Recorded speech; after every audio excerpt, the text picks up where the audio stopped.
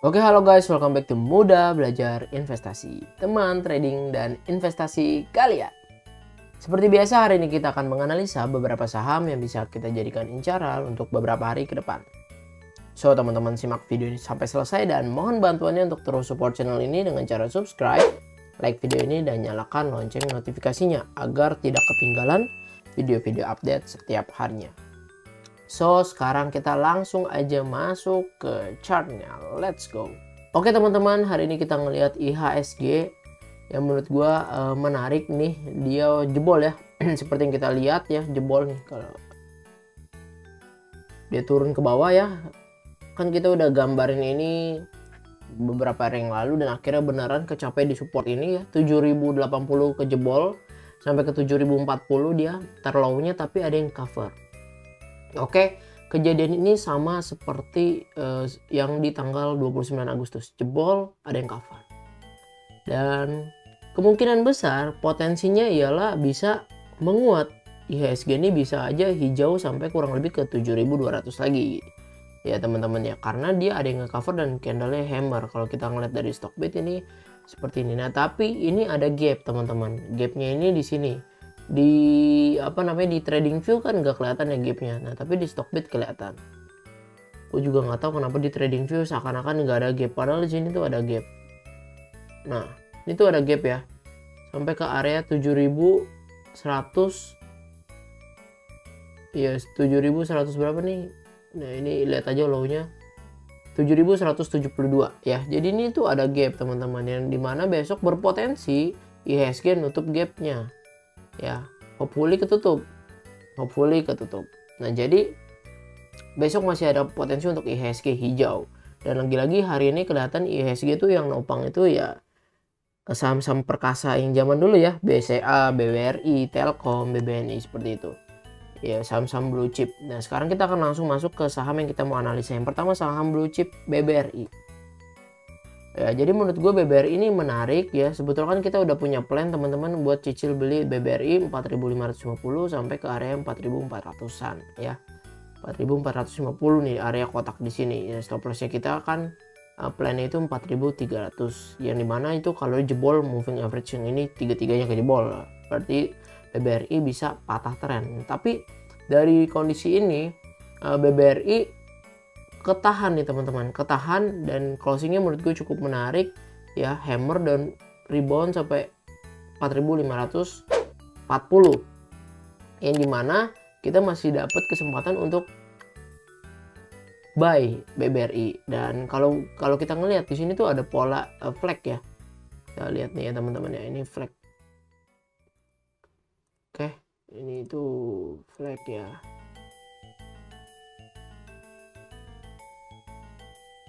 Yang dimana pola flag ini potensinya ya seperti ini nih, panjangnya tiang kita tarik. Nah, targetnya itu ke 4900 ya. Kalau kita ngeliat dari pola inverted head and shoulders, targetnya bisa ke area sini 5000, tapi 4900 ini dari target flag ya. Nah kalau kita ngeliat itu juga area di resistance-nya dia yang di sini. Oke. Ini juga area resistance dia di area 4900. Dan kalau untuk BBRI sendiri menurut gua menarik. Coba kita lihat broksumnya. Tapi dari stokastik dan MACD dia nggak menarik karena dia terus turun. Ini mana sebetulnya BBRI ini dari momentum ini harusnya turun dulu. Nah tapi udah kelihatan ya hari ini turun dulu sampai lumayan cukup dalam 4400. Tapi ada yang cover. Kita lihat langsung aja broksumnya si BBRI ya.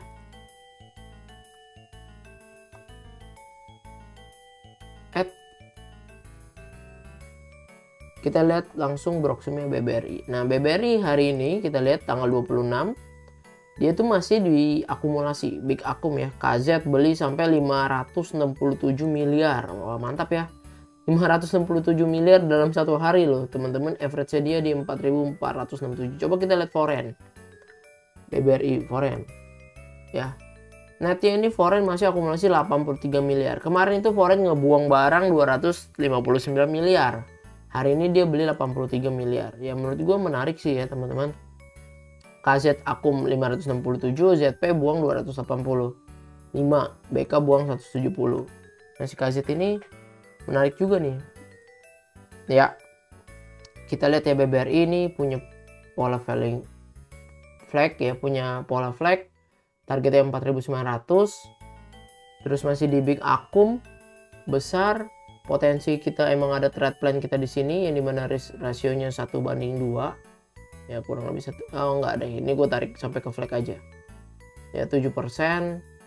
Ya, resikonya, risk and rewardnya 1:1,5 atau 1,6. Nah, menurut teman-teman BBRI menarik gak? Silahkan komentar. Lanjut ke saham berikutnya, Telkom. Nah, Telkom nih.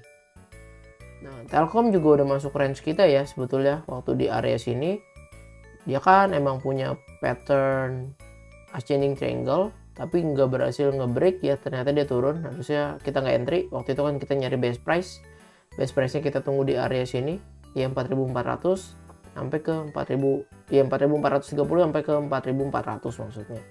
Pas sudah di sini kan dia udah dapat base price-nya kita harusnya, dan dia mantul ya. Hari ini harusnya adalah candle yang menandakan kita untuk buy gitu, karena dia berhasil kena neckline dia yang di sini ya, cup and handle kena neckline ya, terus dia rebound dengan volume yang cukup besar dibanding volume koreksinya. Harusnya kita udah ke entry di 4.420. Nah, menurut gua target si Telkom ini bisa sampai area 4.800 sebenarnya, teman-teman. Nah, tapi lagi-lagi areanya 4.800 ini nggak bakal kecapai dalam waktu 1-2 hari atau 1 minggu, karena kita ngeliat juga ya, target dia naik ini tuh dia berapa candle, teman-teman. Dan dia belum kena 4.800, padahal emang proyeksinya tuh sampai ke 4.800. Berarti kita ngeliat bahwa ada resistance minor yang di sini. Kita lihat ya, ini resistance minor, kita tarik. Ini adalah area resistance dia juga. Jadi untuk Telkom sendiri kemungkinan besar target terdekatnya jadi 4.700. Stop loss kita menurut gue bisa udah mulai agak dikecilin lagi. Seperti ini 3% kalau dia close di bawah candle yang ini, yang hari ini, dan juga close di bawah MA 200 dan 100. Tapi ingat, nunggu closing gitu ya kalau ini stop lossnya. Dan risk and rewardnya 1:1,8. Untuk stochastic sendiri dan MACD menarik ya. Stochastic yang menarik, golden cross. MACD masih terus turun. Ya masih terus turun, tapi di sini tuh menurut gua ada sedikit divergence, teman-teman. Yang dimana di sini dilihat bahwa MACD ini terus turun dalam. Ya. Padahal harganya yang nggak turun dalam. Nih, ini sama. Itu ada divergence sedikit. Jadi Telkom menurut gue punya potensi sampai ke 4.700. Tapi lagi-lagi disclaimer on ya. Sekarang kita lihat ke broksumnya si Telkom. Telkom kelihatannya big akum, PD KZDX beli PD sendiri 118 miliar di average 4468. Jadi kalau misalkan besok Telkom dikasih koreksi ke 4430, menurut gue itu menarik buat kita entry, karena base price-nya dia kita lebih murah daripada mereka. Coba kita lihat foreign juga ya. Foreign kelihatan masih distribusi si Telkom. Dari tanggal 16 September sampai 26 Telkom didistribusi sama foreign. Nah, tapi yang berarti ini udah mulai ada yang mainin bukan foreign. Seperti itu. Menurut teman-teman Telkom menarik gak sih buat kita lirik? Risk and rewardnya 1:18. Dan kita lanjut ke saham berikutnya. Kita keluar dari blue chip, masuk ke MPMX. Oke. Kenapa MPMX ini menarik? Ya menurutku ya menarik aja gitu ya. Karena kita ngeliat dia selalu bikin higher low ya. Ini naik terus higher low. Terus yang menarik adalah dia breakout MA 200 dan MA 100 di tanggal 23. Sebetulnya ini gue udah tertarik gue buat ngelirik si MPMX. Terus waktu itu, terus hari ini dia koreksi. Koreksinya volumenya lebih kecil dari volume 23. Dan tertahan, teman-teman perhatiin. MPMX ini tertahan di MA 100 ya. Oke, tertahan di MA 100, yang dimana artinya berarti ada yang nge-cover di MA 100 ini. Menurut gua menarik. Apakah ini udah tanda-tanda MPMX untuk melanjutkan uptrendnya? Kalau kita ngeliat dari trennya, dia selalu bikin higher low dan higher high. Oke, itu nah dia seperti ini. Ya, bener ya. Nah seperti ini tuh bikin trend uptrend channel nih teman-teman, ke bawah, ke atas, ke bawah. Nah targetnya kan bisa nge-swing sampai ke area sini nih, hanya di enter dia agak turun dikit lagi ke area lagi, ke sini lagi. Jadi untuk MPMX sendiri menurut gue ini menarik karena dia turun di area supportnya dia. Gue tarik ya, ini kan adalah area supportnya dia, ini resistance, ini support. Oke, dan kalau kita ngeliat targetnya dia sendiri, menurut gue sebetulnya emang bisa agak jauh untuk kedepannya, yaitu di area 1200. Tapi untuk terdekatnya menurut gue bisa sampai ke area 1130 dulu untuk MPMX. Dan kita menurut gue bisa dapat harga best price kalau dia di area neckline ini. Ntar kita lihat ya. Dan stochastic menarik terus naik, MACD juga kelihatan akan naik. Dia dari sideways doang, tapi ini udah kelihatan agak pengen naik. Jadi sekarang coba kita lihat best price-nya si MPMX. Nah, si MPMX sendiri 26 September big distribusi. Jadi BK maka keluar. Tapi coba kita lihat kemarin volume breakout-nya dia. Apakah distribusi atau akumulasi? Tanggal 23 ya. Tanggal 23 akumulasi. AK sama BK beli 2 miliar masing-masing. Tapi hari ini menarik, justru dia udah ngebuang barang. Coba 2,4 sama 2 miliar. Hari ini dia buang barang, AK buang 2 miliarnya, BK buang barang lebih gede, 3,1 miliar ya. Jadi dia berarti udahan dong. Coba kita lihat ya foreign di MPMX. Oke, kelihatan ya, berarti benar tanggal 23 dia beli kurang lebih net buy-nya 5,3 miliar. Hari ini net sell-nya 5,2 miliar. Menarik. Coba kita ngeliat dari tanggal 16 September ya. Apakah barang dia udah habis semua? Oke, 16 September sampai 26 masih small akum, tapi BK udah buang barang, ya udah habis. Yang megang si YU 4,9 miliar. Jadi untuk MPMX sendiri menurut gue emang dari broad summary agak kurang bagus teman-teman, karena big money-nya udah ngebuang barang begitu, baru beli sehari ngebuang barang dia. Kayaknya dia scalping kali, keren juga ya big money itu scalping begitu. Jadi dia beli tanggal 23 buang 26. Nah menurut teman-teman MPMX menarik ya buat kita buy on weakness. Ya targetnya bisa ke 1130. Coba kita tarik deh. 1130 targetnya cuma 7%. Nggak cuman sih ya, gede ya. Stop lossnya di sini. Kalau dia closing di bawah ini ya trend line yang di sini 1010. Jadi risk and rewardnya 1:1,8 ya. Seperti itu. Lanjut ke saham berikutnya yang menurut gua menarik, BRPT. Nah BRPT kenapa menarik? Karena dia turun, dia habis naik kenceng, dia turun. Di sini gua udah lupain dia.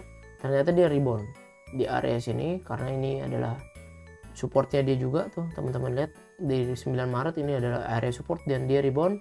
Gue belum tertarik amat karena dia belum berhasil nge-breakout MA 200. Terus dia koreksi lagi itu lebih dalam, volume gede, harusnya ini jangan dipantau. Dan akhirnya dia rebound. Kemarin yang bikin menarik adalah dia rebound 22 September, volume cukup gede. Terus 23-nya merah. Dia merah kena naik line, dia hari ini rebound volumenya lebih gede lagi. Dan menurut gua ini candle yang menarik karena ini candle hammer teman-teman. Candle hammernya dia ini sampai hijau lagi. Jadi hammer itu kan dari dia turun sampai paling bawah sempat naik, maksudnya dia buka, dia turun sampai paling bawah, terus ada yang nge-cover sampai ke atas. Itu bentuk hammer. Yang dimana itu artinya si seller kalah udah sama si buyer. Buyer nahan harga. Jadi bagus nih candle ini, menurut gue bagus dan disupport dengan volume yang cukup signifikan gede.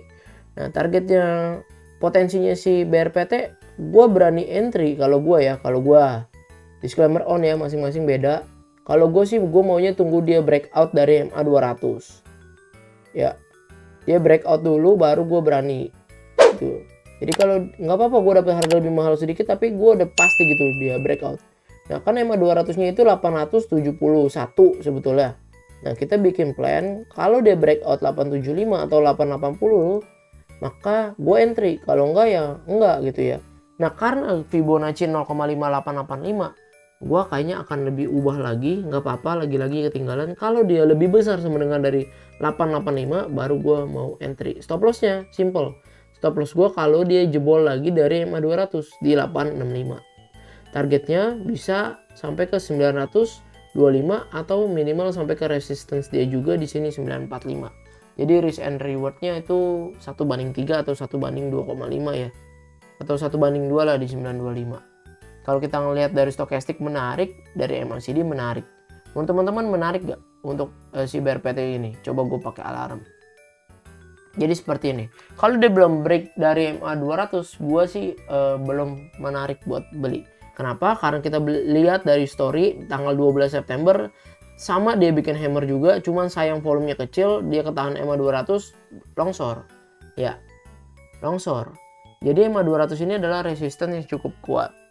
Nah, kalau dia berhasil ngelewatin itu baru kita entry. Kalau gue begitu ya, teman-teman. Kembali ke masing-masing lagi. Coba kita lihat broksumnya ya. Si BRPT. Nah, si BRPT broksumnya dari tanggal hari ini aja 26 big akum. Udah jelas BK beli sampai 14,9 miliar, average-nya 853. Wah, menarik ya, 853. Hari ini 865 closingnya. Nah, 853 itu sebetulnya di area dia pinter banget. Si BK dia belinya breakout, kalau dia rebound terus breakout dari MA 100 dia entry gitu ya. Cukup menarik gitu ya si BK, jadi dia mastinnya breakout dari MA 100 dia entry. Sama sih kalau misalkan seperti ini, plan gue tetap kalau dia breakout MA 200 baru gue entry. Gue rasa BK juga masuk 14,9 miliar ini belum full power kok. Karena dia baru break MA 100-nya dia udah mulai entry. Dan karena kan dilihat juga stokastik MACD juga menarik. Jadi untuk BRPT sendiri teman-teman pikir menarik gak dia untuk kita koleksi?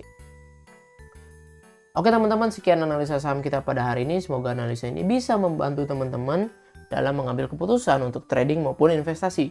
Lagi-lagi disclaimer on teman-teman ya. Karena ini gue cuma analisa semata, jangan dijadiin patokan untuk jual atau beli. Teman-teman harus lakukan research lagi, lebih ini lagi, karena uang teman-teman itu tanggung jawabnya teman-teman ya. Dan gue juga nggak ada niatan untuk seperti apa, untuk pom-pom, apalagi antih banget gue ngelakuin hal itu. Jadi terima kasih teman-teman udah nonton video ini sampai selesai. Mohon bantuannya teman-teman. Jika lo merasa video ini bermanfaat, mohon dukungannya untuk subscribe, like video ini, dan bagikan video ini ke rekan-rekan yang lain supaya channel ini makin bertumbuh dan juga channel ini makin bermanfaat untuk lebih banyak orang lagi. Terima kasih semuanya, salam cuan, bye bye.